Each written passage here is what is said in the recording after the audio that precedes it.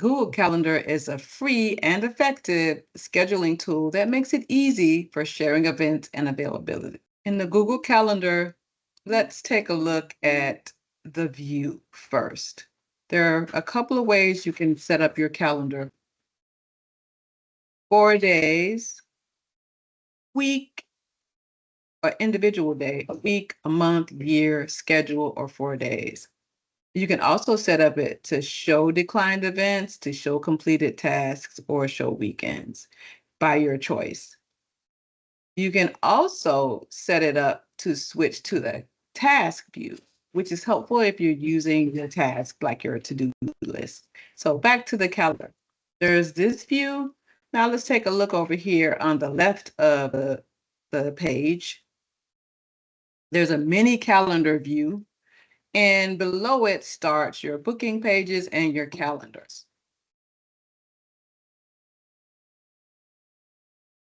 Before we start looking at the actual calendars, we're going to take a look at creating an event. At the top left with the plus sign, you see create. There's events or tasks or appointment schedule. So we're going to create an event here. And this is where you would create your title for your event. So, meeting with Susie Q. And from there, you will pick your date. You'll pick the time. You can choose whether or not it's going to repeat. So if it's an all-day event, let's take a look at that. When it's an all-day event, it populates at the top of the date for that, the calendar for that date. Only at the top. It doesn't fill out the whole block, just at the top. And then from there, if you want to set up the time, you can do it. It's lined up in incremental blocks of 15 minutes or so. And then you can set that up. And you can repeat or not repeat, but you have daily, weekly on Friday, monthly on the third day of whatever you're looking at, annually, every weekend. And of course, you have custom where you can set up the recurring based on what you actually need. And this is what recurring looks like, custom looks like. So we add our guest here. You can add a guest. I'm just going to add myself. Oh, some other options inside of the event. Here, guest permissions. We are looking at what permissions you give your guests. Are you going to allow them to motivate? Are you going to allow them to modify the event? Is what I'm trying to say. Invite other people to the event or see the guest list. You have the option of giving those things to them, or they don't have any of that and you leave it unchecked. From here would be join with Google Meet. Now I have in my other calendar settings to all the meetings to join with Google Meet. And you have the option for video call setup options there as well. But this event has joined Google Meet. If you don't want that, you can remove the conference pretty easily. You can add a location if it's in person. Add a description of the event here, and you've got some, room for bullets and other things, links. You can even add a Google Drive attachment. And then you click save. And would I like to send the invitation to the Google guest? No, because this is just a sample. So I'm going to say don't send.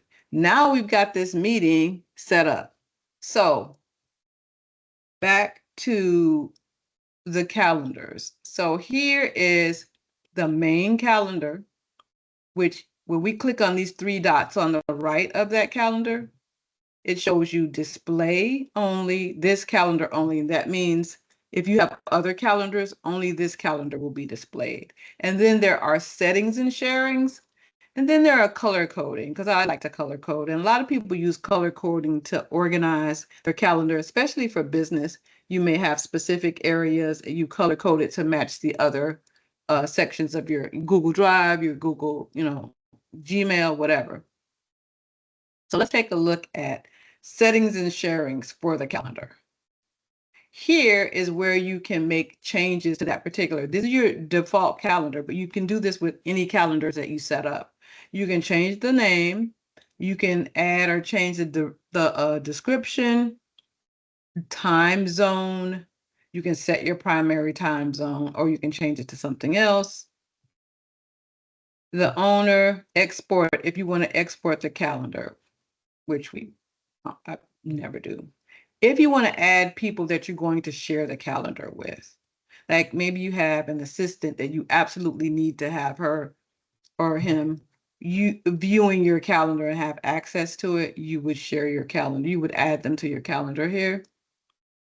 Access permissions for events, make available to your public the calendar.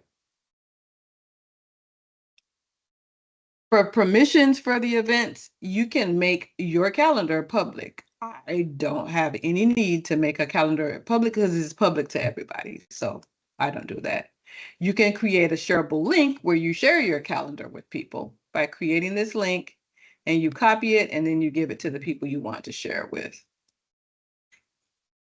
So next up is event labels. You can edit the labels that they've already created. As you can see here, they have color codes. I just added virtual, project task, in-person events, color coding so that when I see those labels, I know that that's a virtual call, that's a project task or whatever. You don't have to use these, but they are helpful when it comes to organizing your calls and your appointments.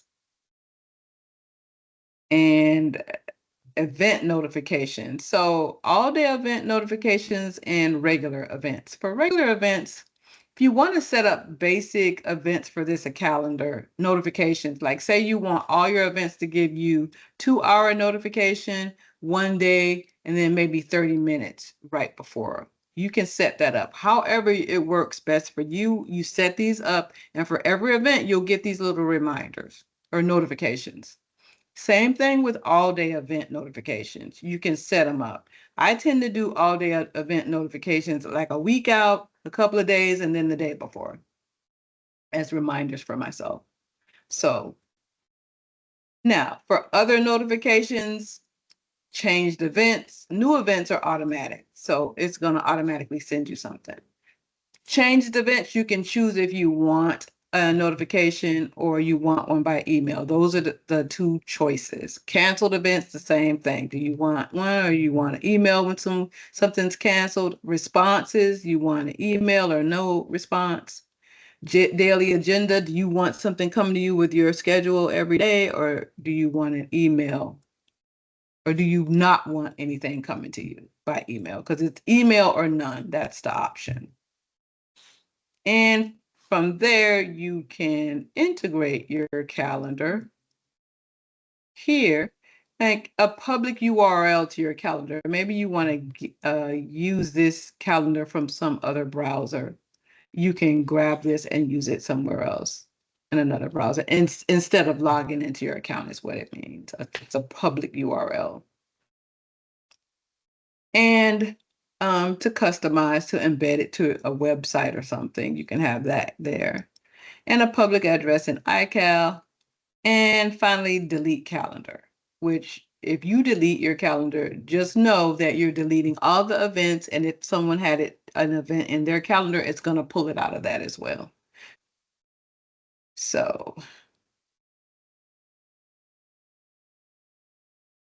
here, where we are with the calendars, these are the calendars. We have the main default calendars. You have tasks, you have birthdays, you have your main calendar.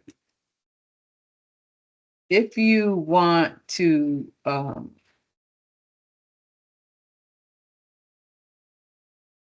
create another calendar, you can do that here. Create another calendar.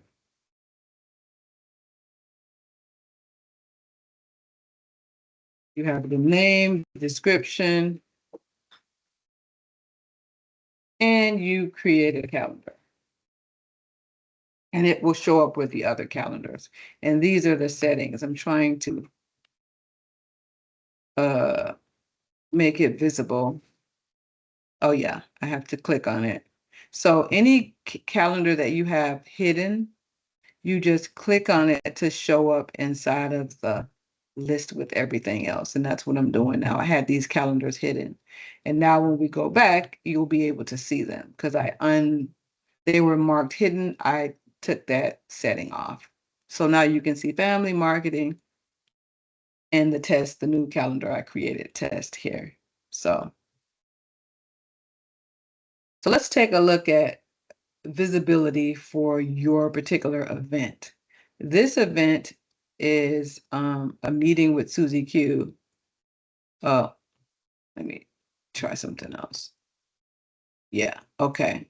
So as you can see, this is marked private. So let me open it up so you can see where that happens. At the bottom by notification, where you can add a notification, underneath that is the type of calendar. So if this is in the default calendar, the main calendar, and you can see this drop down, you can change it. If you want to move this to maybe the family calendar, you can move it. But it belongs in the default calendar. And I've got it marked busy and I've got it marked private. So you have a choice, private, public, or default visibility. You also have busy and free. When you mark it busy, it shows as busy. So when you create a scheduler, that will count as time taken out. That's not available for people. But if you mark it free, but you have an event on here, people will still be able to book an appointment for this because you're still free. But if it's private, they won't see what this event is. They'll just see that you got something, you got time free. And that works, I mean, with the busy. So, yeah. If you have something that's all day, as I said before, it will show up on the calendar all day, but it will show up at the top versus all of the calendar. So, and when you want to save it, you can choose to save the one particular event, that one and following, or just all of the events for that particular event. So let's take a look at a few other things here. When we're in the calendar, as you can see, you have the option to give your guests permissions.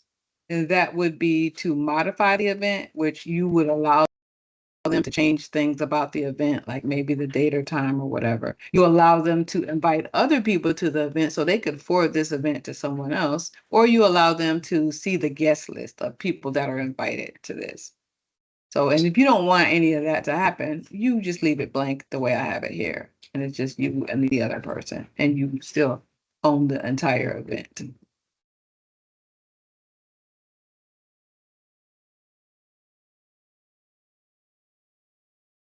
So let's take a look at sharing calendars and sharing the permissions. So we're going to go to the main calendar, settings and sharing.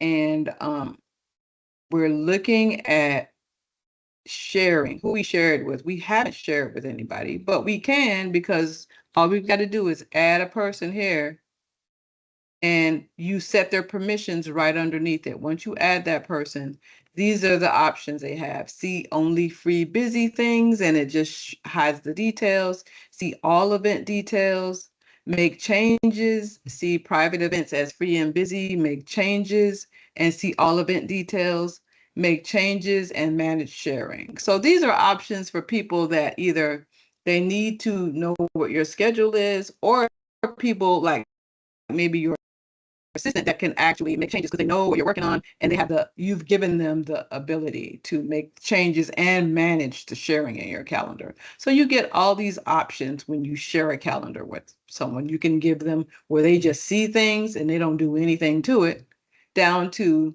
being able to make changes and see all the events and even manage sharing it with other people. So those are your access and permissions using your Google Calendar in a nutshell. Subscribe for more Google Workspace tutorials to save time and make more money using the tools you already have.